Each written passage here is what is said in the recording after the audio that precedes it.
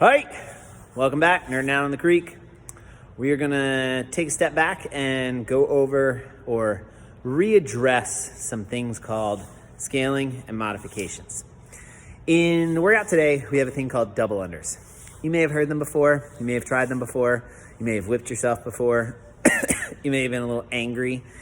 And so oftentimes what coaches will do is they will have an athlete just do single unders, and they'll just double the amount of double unders, thinking that the more they jump, the better chance they have of getting to double unders. Or they've got double unders, and so they let them just keep going single, single, double, single, single, double, single, single, double. Well, unfortunately, it's kind of like thinking, I've got this thing over here called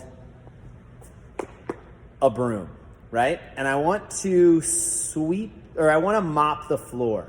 So what I'm going to do is I'm just going to keep using the broom for as long as I can. And I'm going to keep doing more and more passes over the floor with my broom, hoping that one day it just magically turns into a mop.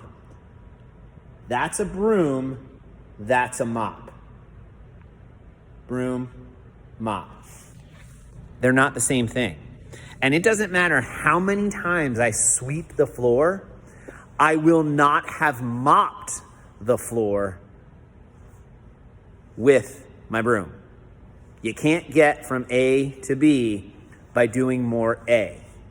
Another way to think about this is, let's say there were only in the world two sizes of kettlebells. There was this very large kettlebell and this smaller kettlebell.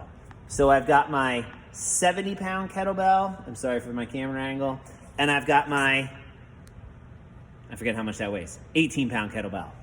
Those are the only two kettlebells in the world. They didn't make any other kettlebells. There is no way to scale between the two kettlebells. You can't lift the 72-pound kettlebell. So what you're gonna do is you're just gonna do as many reps as you can with the smaller kettlebell. And you can do that every single day. Well, guess what? At some point, you're never going to get to be able to lift the heavier kettlebell. You're gonna get like pretty fit and maybe like cardiovascularly fit, but it's too big. And a better example would be, let's say they only made two barbells in the world. They made a 700-pound barbell and they made a 30-pound barbell or a 10-pound barbell. You could lift that 10-pound barbell 1 billion times. You're never gonna get strong enough to lift the 700-pound barbell. So guess what? We scaled it. And now we've got all of these different weighted kettlebells in between. And we've got all of these different weighted dumbbells. And we've got all of the ability to scale things up to where I can go from doing, I can't jump single unders to I can jump double unders.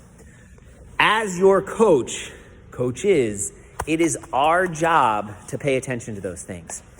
So if you as an athlete just want to keep banging your head against the wall and doing the same movement over and over again, you don't want to take your squat to depth. You don't want to squat to a target. You don't want to reduce load and work on form or mechanics. Like, you always want to do what some artificially constructed idea of a prescribed or a movement is, at the expense of ever actually improving.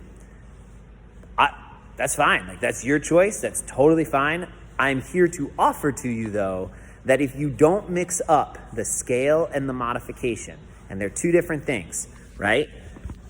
Doing a kettlebell that heavy, but I can't do it, I would still do a kettlebell swing, but I would scale the load.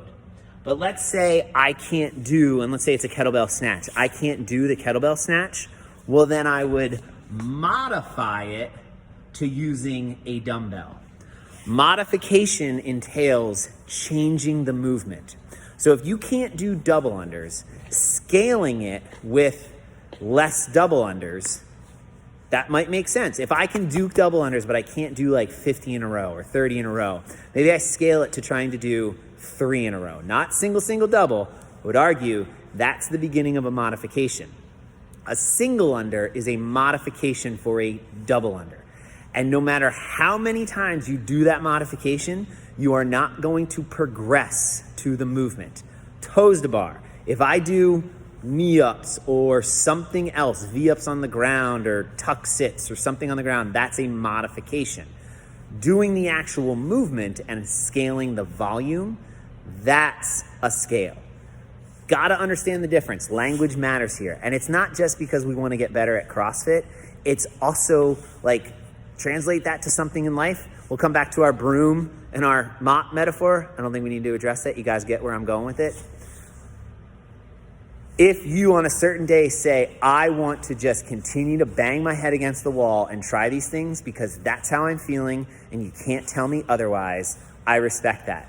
But also understand if you're getting frustrated that you're not progressing and you're starting to plateau, and it's not because your coach isn't telling you over and over again, hey, why don't you try this? Why don't you try this? And you're choosing not to listen, that's on you, not on us. This is a two-way street. It's a coactive, meaning we both have a responsibility, and we'll meet you halfway. In the end, have fun. It's your hour while you're in here, and it should be the best hour of your day. I think I feel like I stole that from somewhere. But in the end, to progress, we need to use progressions. And always doing the same modification for a movement you don't have is not a progression.